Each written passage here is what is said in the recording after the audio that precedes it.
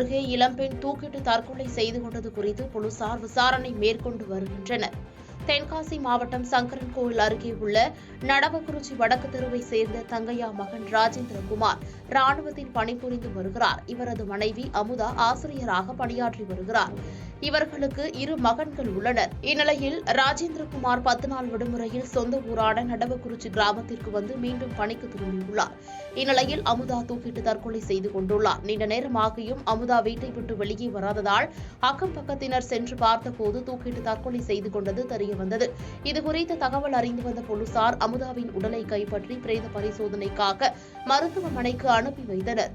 இதுகுறித்து சேந்தமரம் காவல்துறையினர் விசாரணை மேற்கொண்டு வருகின்றனர்.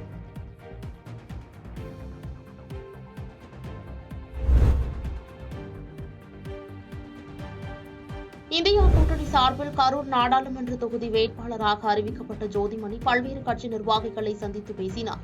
நடைபெறுகின்ற நாடாளுமன்ற தேர்தலில் இந்தியா கூட்டணி சார்பில் கரூர் பாராளுமன்ற தொகுதி வேட்பாளராக காங்கிரஸ் கட்சி சார்பில் ஜோதிமணி அறிவிக்கப்பட்டார். இதனைத் தொடர்ந்து கரூரில் திராவிட முன்னேற்றக் கழகத்தின் கரூர் மாவட்ட பொறுப்பாளர் அப்துல்லா தலைமையில் கரூர் கலைஞர் அறிவாலயத்தில் பல்வேறு கட்சி நிர்வாகிகளுடன் சந்தித்தார். மேலும் அரவக்குறிச்சி சட்டமன்ற தொகுதிக்குட்பட்ட பரமத்தி வடக்கு ஒன்றிய நிர்வாகிகளுடன் சந்தித்து ஆலோசனைக் கூட்டம் நடைபெற்றது. இந்த ஆலோசனைக் கூட்டத்தில் பெருவாரியான வாக்கு வித்தியாசத்தில் வெற்றி பெற செய்வது குறித்து ஆலோசனை நடைபெற்றது.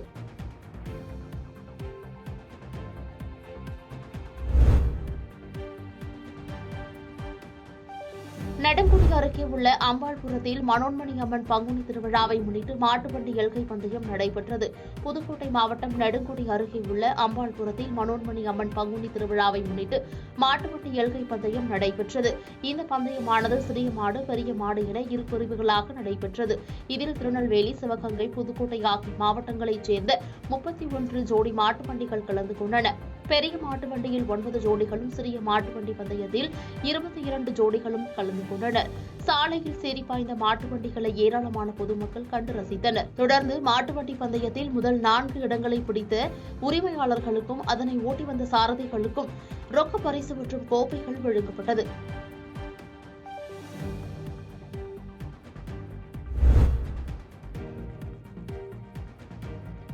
புதுக்கோட்டை மியூசியம் அருகே மளிகை கடை வியாபாரியிடம் 1,30,000 ரூபாய் பணத்தை பறக்கும் படையினர் பறிமுதல் செய்தனர்.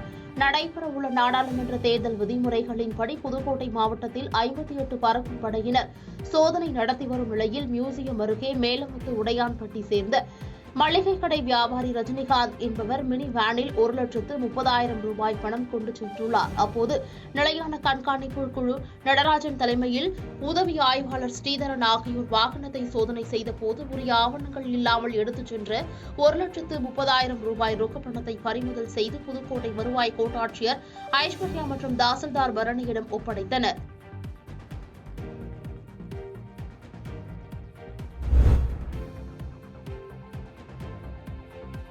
திருவள்ளூர் நாடாளுமன்ற தனித்தொகுதி பாஜக வேட்பாளர் பொன் பாலகணபதி பாமக நிர்வாகிகளை நேரில் சந்தித்து வாழ்த்து பெற்றார். திருவள்ளூர் நாடாளுமன்ற தனித்தொகுதியின் பாஜக வேட்பாளராக அறிவிக்கப்பட்டுள்ள பொன் பாலகணபதி தனது கட்சி நிர்வாகிகளுடன் நேரடியாக சென்று ஜனப்பன் சத்திரத்தில் அலுவலகத்தில் பாமக நிர்வாகிகளை சந்தித்தார். அப்போது வடக்கு மாவட்ட பாமக செயலாளர் பிரகாஷ் நிர்வாகிகளுடன் அவர்களை வரவேற்ற போது வேட்பாளர் பொன் பாலகணபதி பாமக நிர்வாகிகளுக்கு சால்வை அணிவித்து கௌரவித்தார்.